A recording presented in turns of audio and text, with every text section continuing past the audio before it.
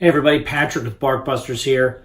Wanted to reach out to you today and really begin a little series about a couple things to consider when you're hiring a trainer. Obviously, we're coming up on a new year. In fact, you're probably hopefully watching this on New Year's Day. We just got through the holidays. Maybe our dog's behavior isn't quite what we want it to be, and you're considering getting a trainer. And that's the very first thing. That's a great step in the right direction. Take care of your dog. All right, you got to take care of your dog. It's your responsibility to teach your dog. And one of the things that we want to talk to you about today is time. Time is very valuable, as we all know. And any transaction we enter into, we are trading our time for someone else's time. Our time, effort, and energy to generate money in exchange for their time, effort, and energy, knowledge. And with any transaction, that's what we do. So a couple questions to ask yourself. What's your time worth? And what is your trainer's time worth? Right? And no matter what the answers are, no one likes wasting time. So how long should it be before you see some results? How many lessons, how many sessions should it take before you see training work and feel comfortable committing to that training? Those are questions I can't answer. You have to answer that question. But a couple things I'd like you to think about. In any trade, if there's a master and an apprentice, it is only a matter of time before the apprentice learns and becomes a master, assuming that the master and the apprentice are doing two things. Just two. One, are they properly communicating? Two, are they actually working together?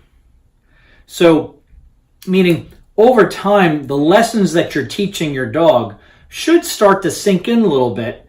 Now, you may need to remind your dog every now and then, but the actual overall lesson, you should have some decent success with. Meaning, every now and then, you might need to get your dog back at a heel position, but over time, your dog shouldn't be lunging and pulling and going crazy on the leash anymore, regardless of what the distraction is. Assuming that you are putting the time to work with your dog and you're properly communicating with your dog, which kind of gets us back to the original question. Hey, what's your time worth? We don't ask for a large time commitment as far as our organization, Barkbusters, goes.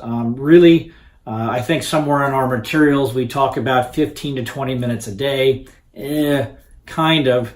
It really is more like maybe about 5 minutes a day. But we do ask our clients to look for excuses to weave our training exercises in and out of their daily routine. So that way no one exercise should take longer than maybe 10 seconds to perform.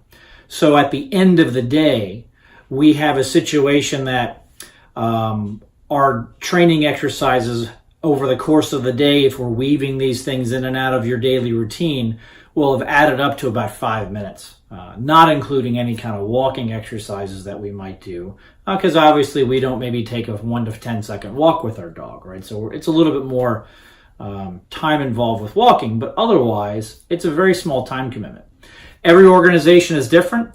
But I do know that if you're going to be looking to hire a dog trainer to work with you and your dog in 2019, you're going to be asked to make a time commitment. And so that's just something to consider. Even if you're hiring a trainer that's going to train your dog for you at a board and train facility, and then they're going to hand you over a list of commands and things like that, just understand that, well, from our perspective, that's not something we do, because we want our clients to have the valuable bond, trust, and respect, basically the core of that relationship with their dog. We don't think that a dog trainer should have a better relationship with your dog than you should. So that's just us. But understand that when you do go about looking for a trainer, you are going to need to make a time commitment. So just something to keep in mind. We're going to be coming out with a couple more of these tips as the days move forward here in the new year. And if these tips help you, great. If they don't, if you got any questions about this, please feel free to reach out and ask me any questions that you have. All right? Thank you so very much, and have a great day.